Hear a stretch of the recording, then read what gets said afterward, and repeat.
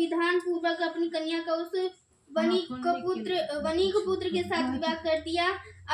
अब भाग्यवश विवाह के समय भी उस व्रत को साधु भूल गया। तब सत्यनारायण देव क्रोधित हो गए। कुछ दिन बाद निज कर्म के में अति चतुर व्यापार की इच्छा से अपने पीछे देखते हुए साधु की दिशा को चले।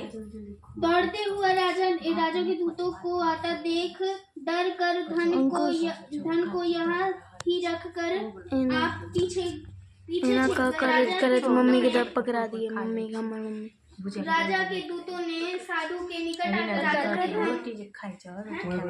कचौड़ी बना ले, कचौड़ी खुआ। साधु के निकट आकर राजा के धन को देखा तो साधु को बांधकर आनंदचित हो राजा के निकट ले जाकर बोले कि हे राजन, दो चोर लाए हैं, उनको देखकर आज्ञा दीजिए। राजा ने साधु को देखकर अविचार से आज्ञा दे दी। फिर तो दूतों ने उन्हें खूब बांधकर बंदी खाने में बंद कर दिया। इति चतुर्थोध्याय।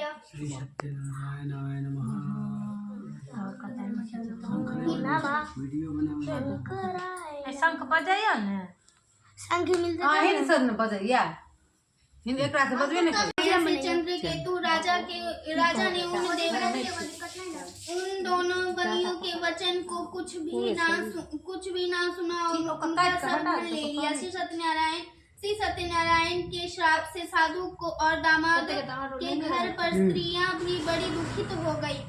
चोरों ने घर का धन भी चुरा लिया। आधी व्याधि से पीड़ित और भूखी प्यासी लीलावती अन्न की चिंता से घर घर घूमने लगी और कलावती कन्या भी नीति ही घूमने लगी। एक दिन रात को भूख से दुखी कलावती एक ब्राह्मण के घर पर गई। वहां सत्यनारायण के व्रत को देख कथा को सुन निज मनोरथ को मांगी और प्रसाद को खाकर कुछ रात गए अपने घर आ गई।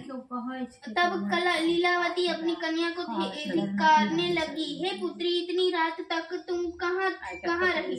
तेरे मन में क्या है? तब कन्या माता से सत्य वचन बोली।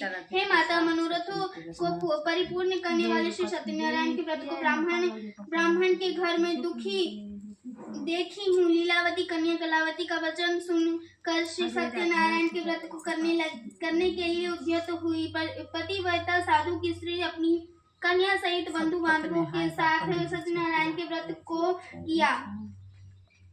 श्री सत्यनारायण के व्रत को किया। उसने सत्यदेव से